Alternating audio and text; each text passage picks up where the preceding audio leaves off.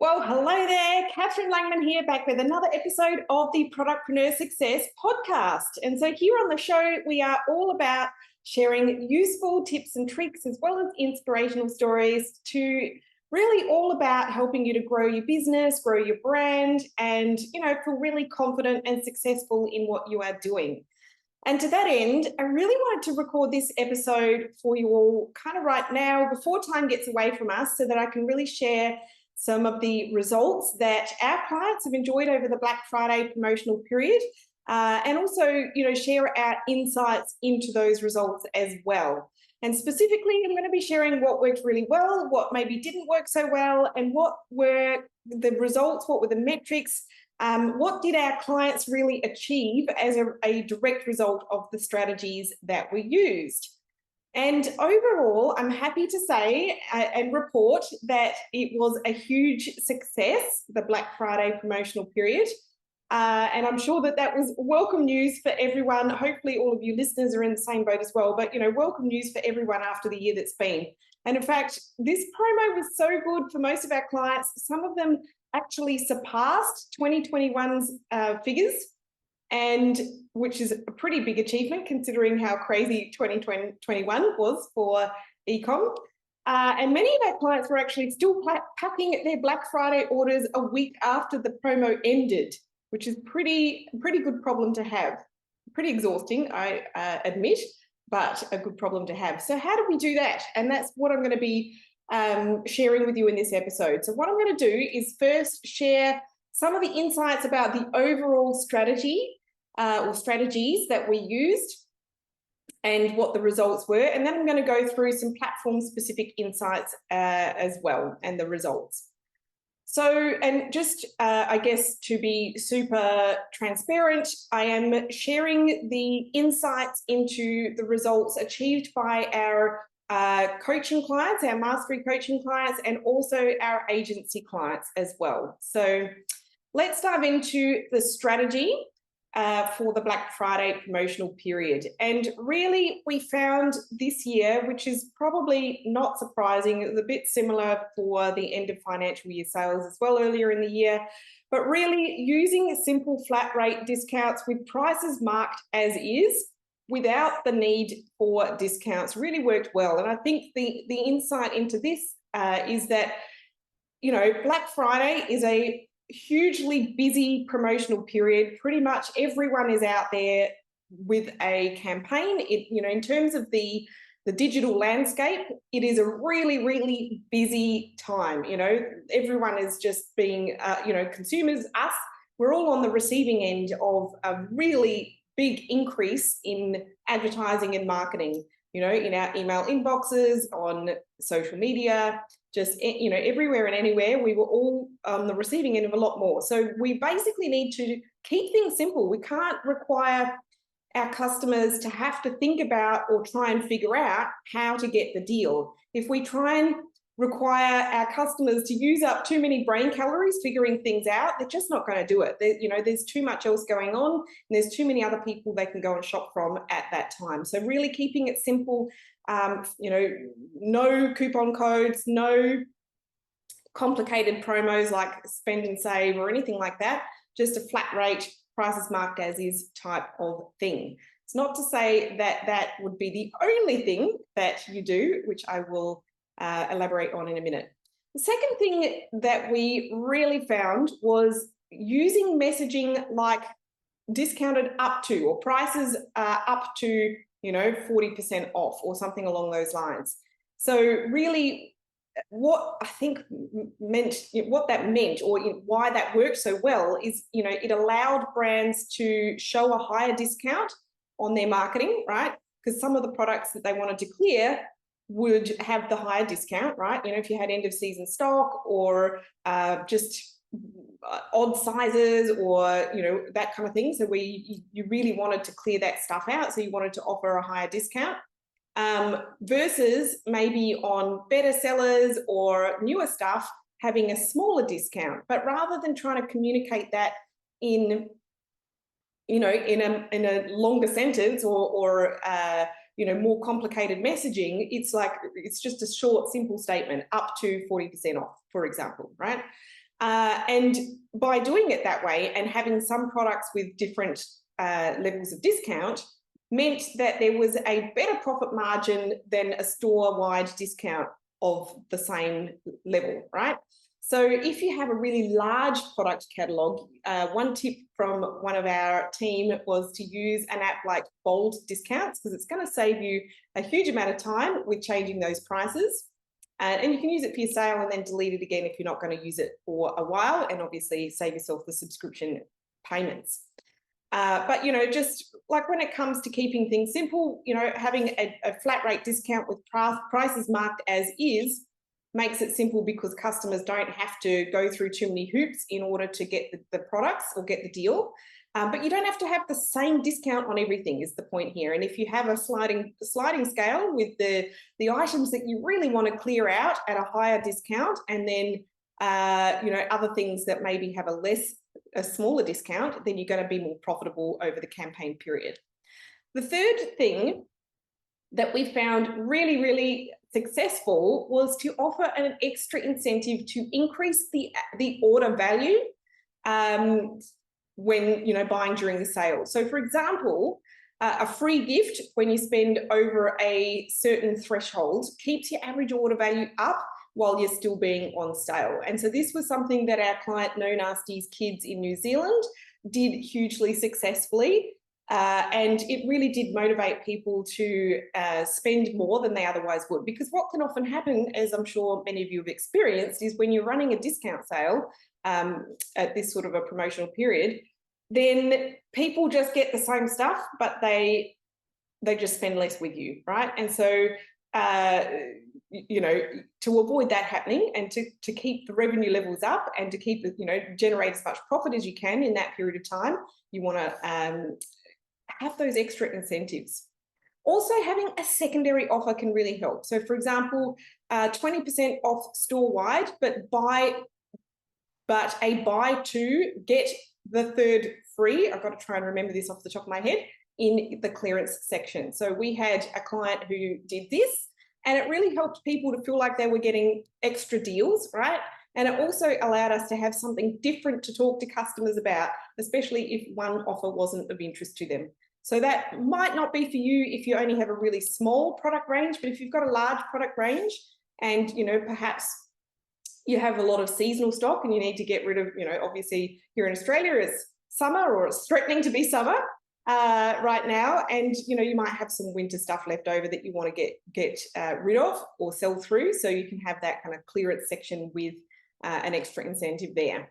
Another one that a couple of our clients did was to go in the draw to win a prize once you hit another spend threshold. So and this really helped, this was No Nasty's Kids NZ again, it really helped the brand's sale to stand out amongst others. And so that was one example. Another example was a group of our clients actually went into a small kind of collaboration together, and everyone who joined that collaboration together funded a $1,000 Visa card as a prize giveaway, which was just incredible, right? So who doesn't want to win that right now? And so not only did that collaboration extend the audience that their promotions were visible to, because each of the brands that participated were sending the specials out to their respective email lists, but you know, they really generated a whole lot more interest and engagement in their promotions because of this giveaway. So you know, it gave customers a second incentive to buy and another reason to use for us to use email during the sale campaign with a different message. And like I said before, you know, it had the benefit of collaborating with other target market businesses. So you want to have you want to collaborate with brands that share the same target audience, but that aren't in competition with you, right? And that helps to spread the word of your sale via all of their databases and social media audiences without needing to spend as much on ads, right? And another tip here would be to use secondary offers like this as an early bird incentive to get people to order during perhaps a VIP early access to the sale. So, you know, that would be out to your email lists. You know, you've got to give people a reason, or, you know, give people as many reasons as possible to be on your email list and subscribed. So we definitely had really great success with this with some of our clients, with their best sale days coming before the official Black Friday campaign started on the 25th of the 11th. Another part of the strategy that really worked this year was creating landing pages for the Black Friday promotion. Because knowing that we were going to be driving cold traffic to the store via paid advertising during that sale period, so we built out landing pages in advance where all of the Black Friday promotional products and sale offers were really clearly communicated on that landing page. We also included elements to allow customers to kind of get to know the brand, because if you're going to send cold traffic to a promotion, you can't just send them to a collection page that doesn't have any of that, the brand awareness building, the trust building, the education kind of content on there, and hope that they're going to convert that well, because they don't know who you are. They don't know you from a bar of soap. So you need to have some of that content on one of these landing pages. And, even tapping into a little bit of why the products or brand solve a problem for the customer. And then, of course, other influential pieces of content like testimonials to build trust. And all of those sorts of things really helped improve the chances of conversions. And so kind of like the net result in terms of the metrics of pulling all these elements together in the strategy was an increase in average order value across our clients of between 10 to 50%. So that's 50, which is pretty cool. An increase in the conversion rate, the website conversion rate of between 15 to 60% on average. One store actually increased their conversion rate by over 570%, which is insane. That was an outlier. And then also between 70 to 80% of orders were actually placed by new first-time customers, meaning these brands have just expanded their customer base astronomically. And so I'm super excited to see those customers come back and buy again, because we always know that a profitable long-term growing brand is going to have a good mix of new versus returning customers. So the fact that they've just acquired so many new customers in this promotional period is fantastic. Now, the next thing I want to mention here in terms of strategy might be a little bit controversial, but don't not do anything for Black Friday. People wait for this time, consumers wait for this time to spend, so give them a reason to buy from you. Now, not everyone wants to be associated or associate their brand with Black Friday as from a philosophical perspective, which is completely fine. We actually had a number of clients do Green Friday campaigns that have, different connotations from a sustainability perspective. We had one fantastic, this No Nasty's Kids NZ did a Pink Friday campaign. They're a really fun, creative play type brand for young kids, and the branding is often very pink. So that was lots of fun. However, another great example from our academy group was a socially conscious brand who don't usually do sales, and they certainly didn't want to be participating in Black Friday just from a values perspective. And so instead, they reminded their audience about their values and rewarded them for their loyalty with a gift voucher to spend in the 2 weeks following that communication. And that actually converted really well. So it's not like you have to go out with messaging that you're doing a Black Friday sale. You don't have to do that. But we do recommend that you do something, because we definitely saw the odd brand who didn't want to do anything at that period of time for various reasons really lost out. So you got to be in it, I guess, at that point in time, because customers are spending money. And just I guess a further note, because I do know that a lot of our audience are running purpose-driven brands, and many of you are you're really conscious about sustainability and being a socially conscious consumer or building a socially conscious brand. And so the whole connotations around consumerism that some people feel or relate to with Black Friday just really wasn't for them.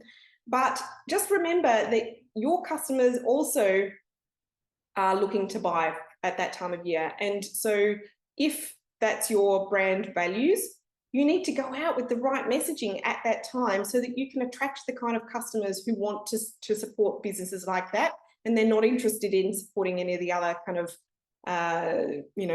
less socially conscious businesses, for want of a better way of putting it. All right, now I'm going to dive into some platform-specific results and strategy and insights that really helped to generate these results and to deliver those strategies so successfully for those brands. And the first channel I want to dive into is Facebook ads, good old Facebook ads.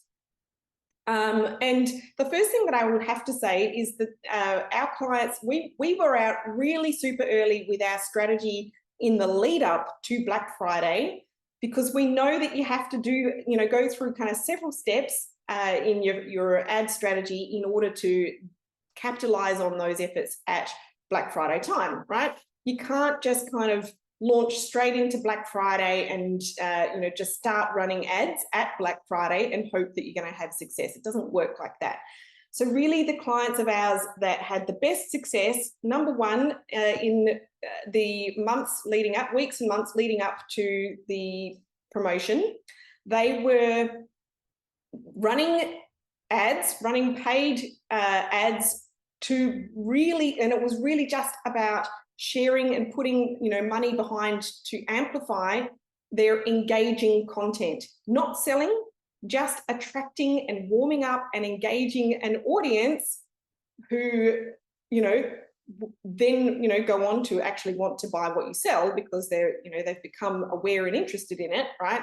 But so let me pick on an example. Poppy and Daisy Designs, one of our academy clients, and she sells these fantastic eco-friendly craft kits for kids, and she has the coolest crafting videos, which I remember when my kids were little. I was always looking for ideas of activities that I could do with them, and it's really hard to think about all of that stuff on your own when you're a parent, and well, it was for me anyway, as much as I was always a creative person. But so to have that kind of content just going out and having a little bit of budget behind it to really amplify the reach and the engagement of that content was really, really effective. And it can be challenging, I think, for some small business owners to want to put money on content like that, because it's not actually aimed at generating money in the short term. It's not a conversion campaign. It's not designed to elicit sales on the website straight away. So it can be hard to, at first, to have the confidence to run ads like that. However, it really, really, really paid off. And if I pick on good old Helen from Poppy and Daisy, thank you for trusting us. She went through the motions and she did this and she did all of the steps. And she had by far the best, most profitable results on her Facebook ads, more so probably 4 times better than she had ever had ever, and was able to spend probably about 4 times as much as she was ever able to before as well. Anyway, so the engagement content. The second thing that we did in the lead up, so at least a month out from Black Friday, is we ran list building campaigns using Facebook ads. So we were literally using the lead ads to do this, and we were typically running giveaway campaigns. So, go in the running to win, this lovely package of goodies. It could have been, it depends what you sell, obviously, but the value of it typically was pretty good. So you really want to motivate people to sign up for this, right? And beyond getting them on the email list, we always had some automated emails going out to those people who had entered the giveaway, so that we could really warm them up and get them engaged on email as well at this point. Interestingly enough, we're generally always running our business as usual Facebook ads throughout all of this period, the conversion campaigns. Whenever we were running these giveaway ads, the purpose of the giveaway ads was not to sell product. It was to build the email list and to build, the size of the database and just awareness and desire for the brand, right?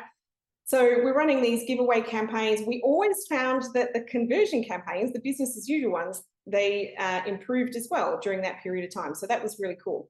Anyway, so that was sort of in the lead up to the campaigns. But then when it came time for the Black Friday ad campaigns, we really saw that the best performing campaigns had very eye-catching creative, so the visuals, whether they were still images or animated GIFs or short video or whatever, it had a very eye-catching image with a clear Black Friday sale or similar text and a clear incentive on the image, like not just relying on the text areas of the ad, literally putting the incentive on the image as well.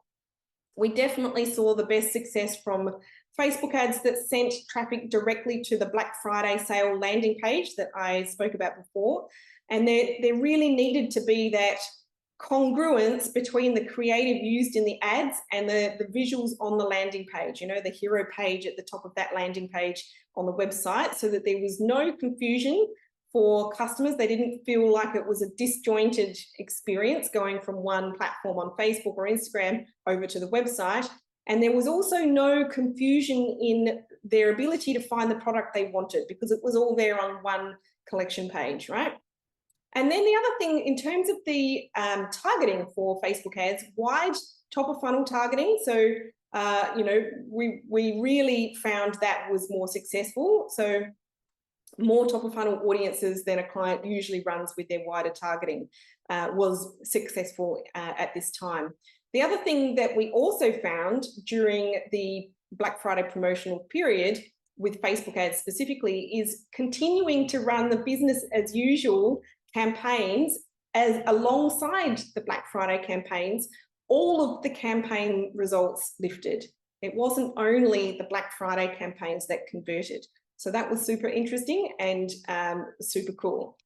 In terms of what didn't work, you know, again, any brands that were using coupon codes, ain't nobody got time for that. So that's just another example of that being a no-no. We also found that ads where the copy went longer than 3 lines had lower results. So, you know, from click-through to conversions.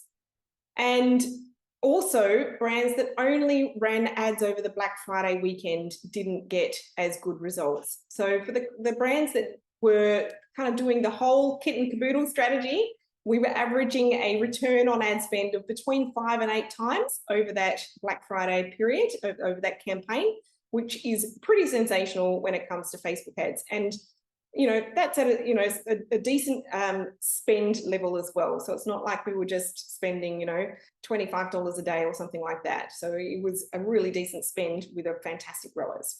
All right, on to the next channel I want to share about, and that is Google Ads.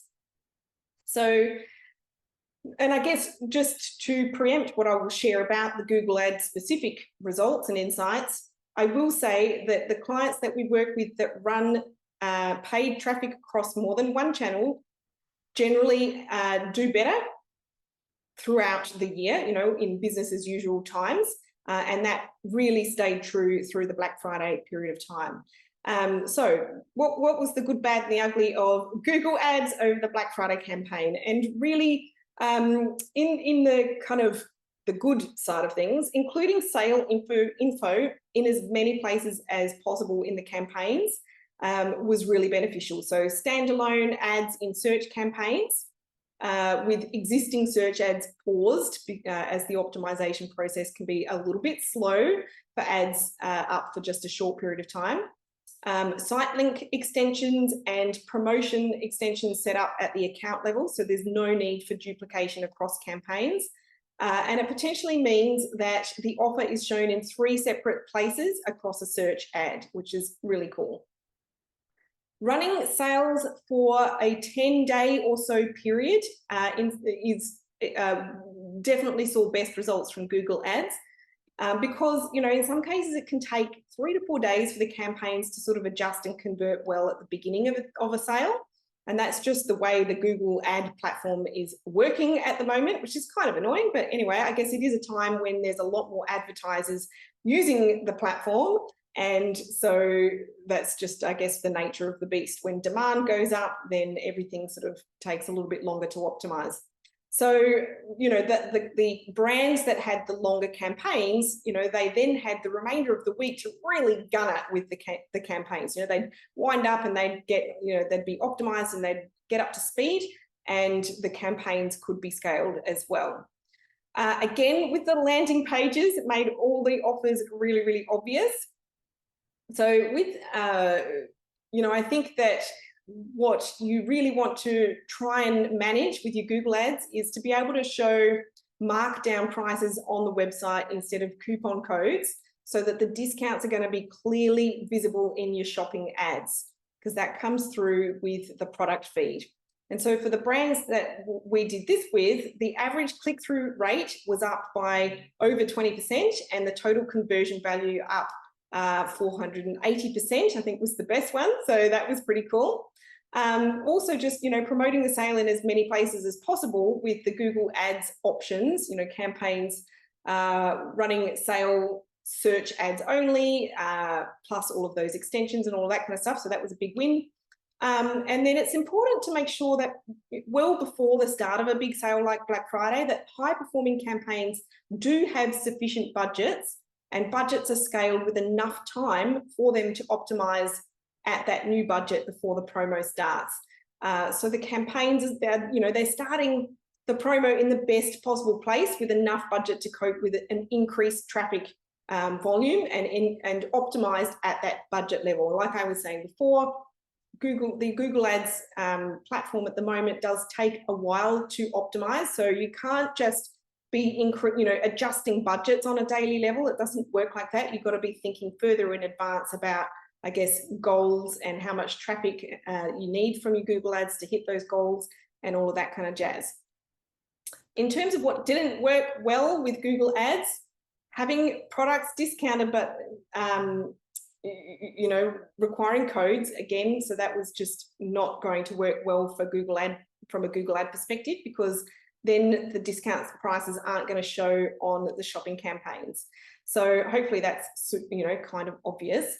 If you for those that did use a coupon code, really need to make sure that there's something really super obvious on the website to communicate that there is a sale going on and how to get it. Because those landing on a product page may not be aware. So really, those static announcement bars would be necessary in that regard. Not having straightforward offers, again, I don't think it really matters which channel you are trying to communicate a promotion through. If you have a convoluted offer, it's just not going to be easy for people to understand, and therefore the conversion is not as good, right?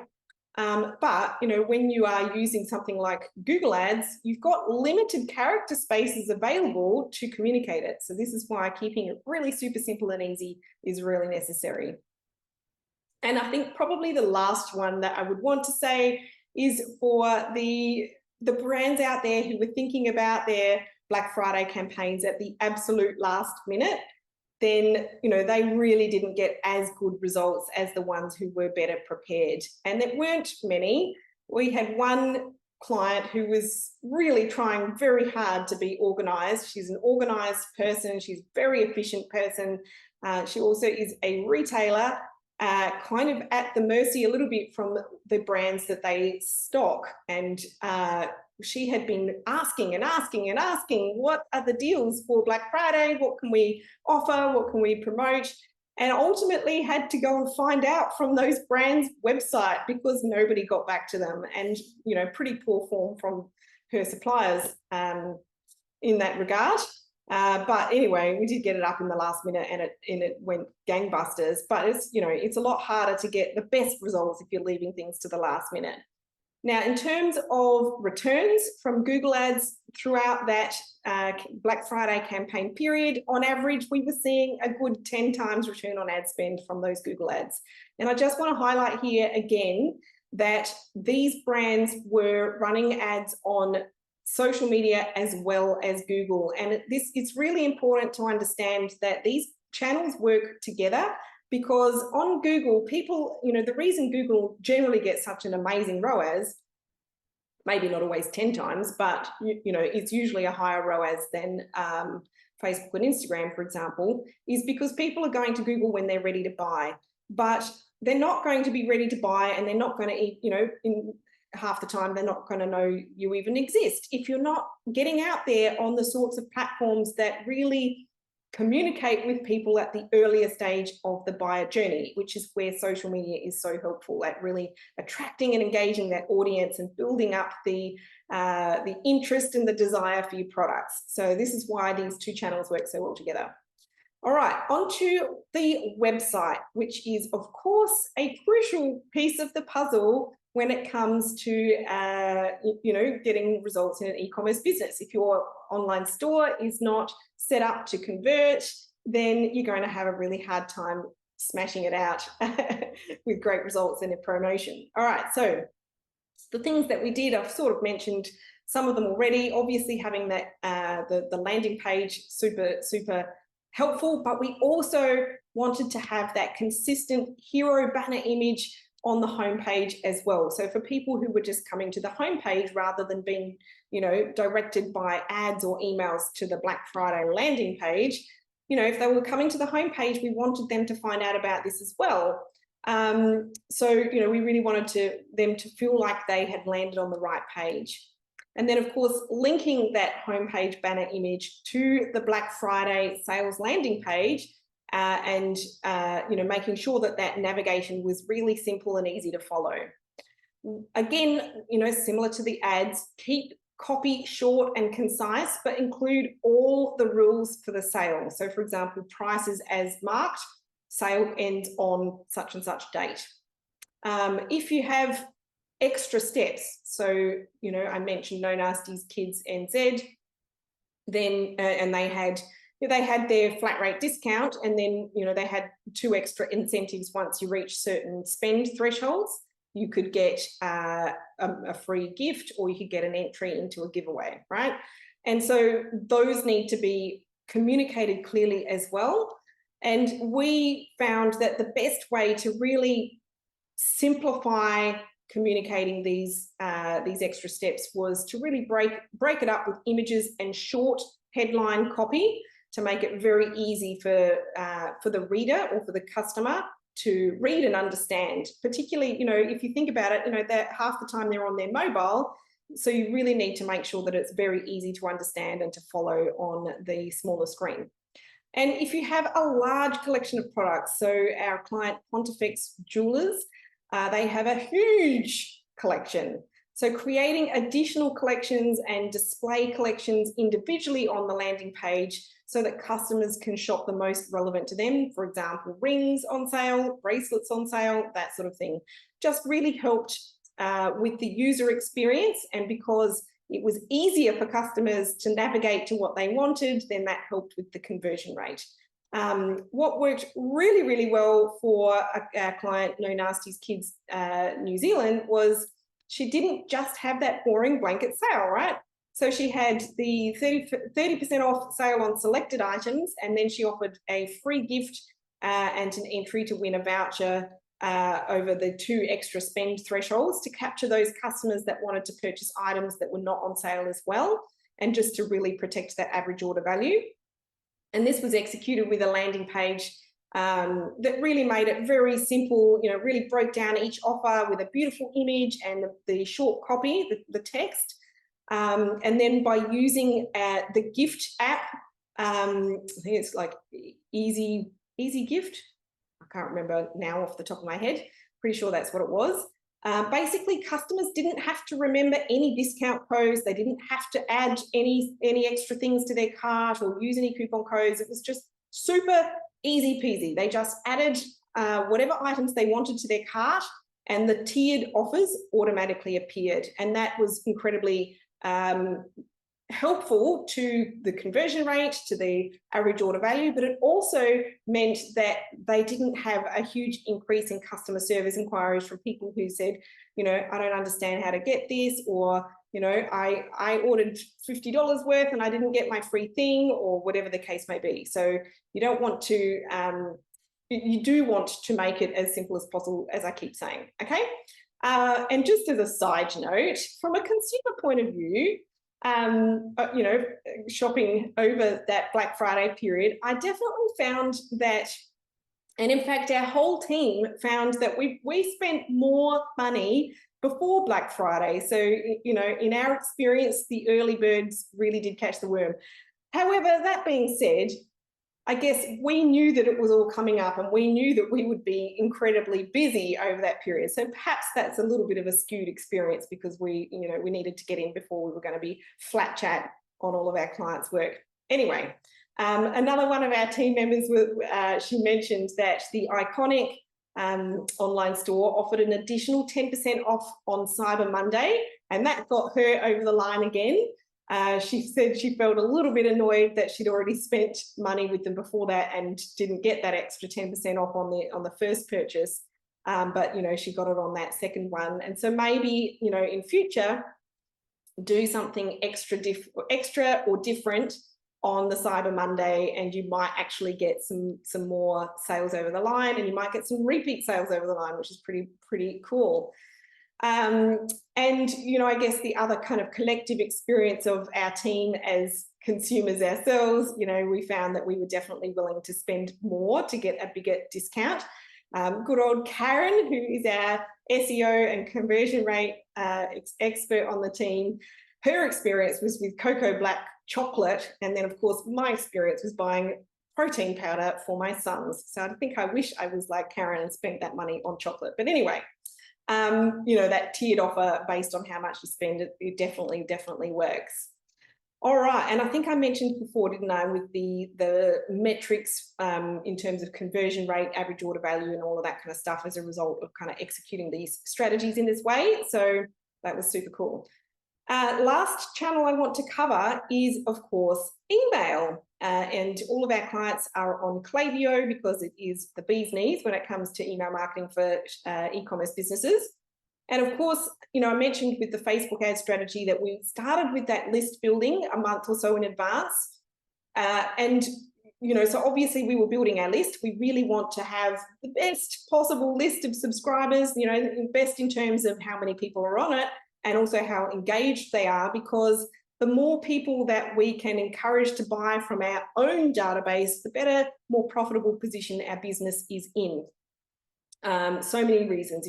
I'm not going to go into it all here. You can go and listen to, I did a quite recent episode all about Klaviyo ROI, so you can go and listen to that one. Anyway, so we started with the list building.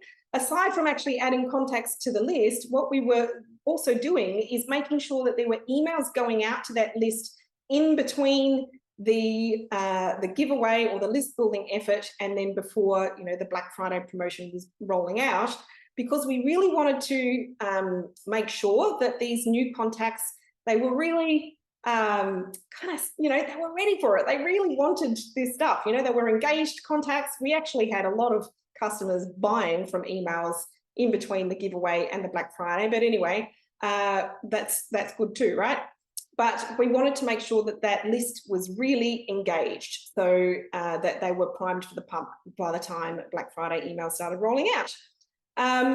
On average, our clients would have had about 6 emails going out across that sale period, and some had a few more, some had a few less. It depended a little bit on how big their list was and also how long they were running their campaign for.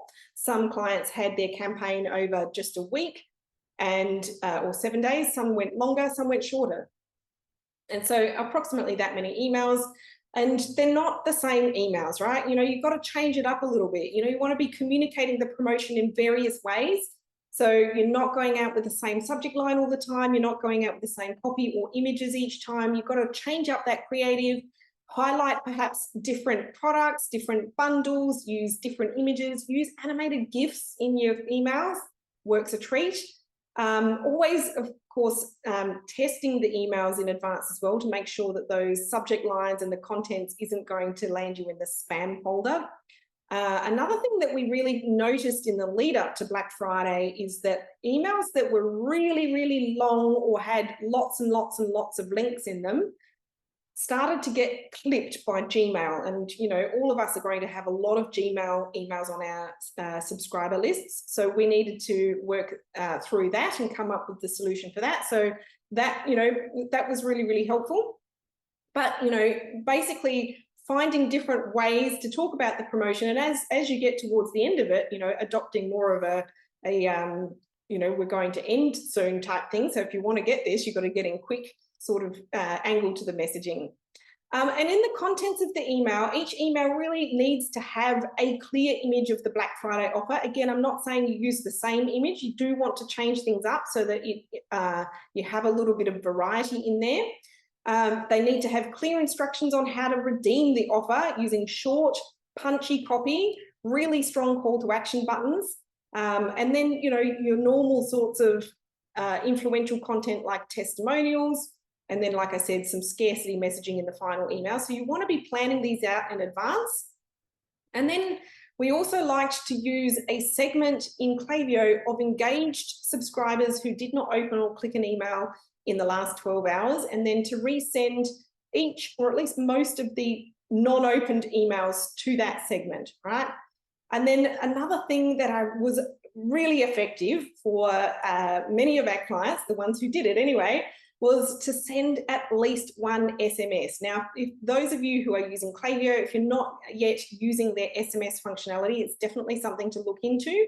I love with Klaviyo how you can actually build SMS and email into flows as well. So the brands that used at least one SMS as part of that Black Friday promotion, it was just extra cash in the kitty. It certainly improved the results of the campaign overall. The things that don't work well with email, this is not something that we were doing or our clients were doing, but using super salesy, spammy language. I did see in my email inbox that there was a bit of that going around. And, as consumers, we were all being hammered with a lot of emails, right? And so if you're the pushy salesperson, then you are going to annoy your subscribers. Whereas if you can be a little bit fun and inspiring and entertaining and just, a genuinely, nice brand to deal with, then, and you can reflect that in your emails, then you're going to do a lot better. So on average, let me give you the metrics here. This is the average across the board for our clients. 31% of their revenue was attributed to Klaviyo. So that's your owned marketing. You own that database. It's always going to be a lot more profitable when you generate revenue from the database that you own versus paying for traffic, right? We need to have both. But if you can have a higher proportion of your revenue from the database that you own, then you are going to be a more profitable business. And so get this, do you want to hear what the ROI on Klaviyo was for our clients? On average, it was 91. That's crazy, right? So it's crazy cool. And, what is super cool about these results is that the metrics were mirrored across our coaching clients in our academy, as well as our agency clients. So, for our agency clients, we're implementing all of these strategies for them. We're writing the copy, we're designing the graphics, we're building out all the campaigns and the emails, we're building the landing pages. We did all of that for our agency clients, but we taught our academy clients all of the strategies that we were using. And so they could implement them as well. And whilst, I will say that on average, the point of scale that they're at in their revenue growth might not be as advanced or as big or as high as our agency clients. I think probably all of us get to a certain point where we need to either hire a team or outsource work, right? So that makes sense. However, our coaching clients completely smashed this campaign out of the ballpark. I'm so incredibly proud of them. Many of our coaching clients actually surpassed their targets as well, their sales targets, and by a really big margin as well. So I was like, Mama Duck, I was so, so proud and really pleased for them because they all put in a whole lot of work. And I also know, because they've told me, that they really felt like they were a lot more in control about the steps that they had to take. They knew exactly what they had to do and when they needed to do it. without needing to figure it all out or, try and reinvent or just invent the wheel along the way. So that's, really what I wanted to share with you today. Hopefully that was, somewhat motivating for you all, that you could replicate these sorts of results in your own businesses and with your own product launches, promotional campaigns, as well as your business as usual marketing, right? And to really, I hope, aim to finish next year, this time next year, to feel like you're in a really strong position, like you've grown in terms of top line revenue and profit, and also confidence and, less overwhelm and stress along the way. And of course, when we're all aiming to achieve bigger things and new things, we always have three choices. We can either figure it out alone via trial and error. Trial and error. We could learn from someone else who already knows how to do it, or we can outsource it. And, all of those three options are entirely valid choices, and they will all take varying lengths of time. So if you are someone who really would like to speed up that process of learning or implementing and getting results faster, then please reach out to us, because we are here. We are able to work with you in a variety of ways, depending on the stage of business that you're at. And this is what my team and I do and love to do every single day. So whether you are looking for coaching to help you to learn and implement these things, or if you're looking for that kind of team of experts to outsource to, just head on over to catherinelangman.com/work-with-me, and you can find out about working with us. So that is it for today's episode. I really hope you've enjoyed it. If you did, I would be forever grateful if you would share it with one or two of your business besties, especially if you know that they are looking to grow their brand over the next year. It's super easy to share. All you need to do is to click on the icon next to the podcast on whatever platform that you listen to it on, copy that share link, and then you can just message it to your friends. But for now, have a fabulous day and week, and I look forward to being with you again on the show next week. Bye for now.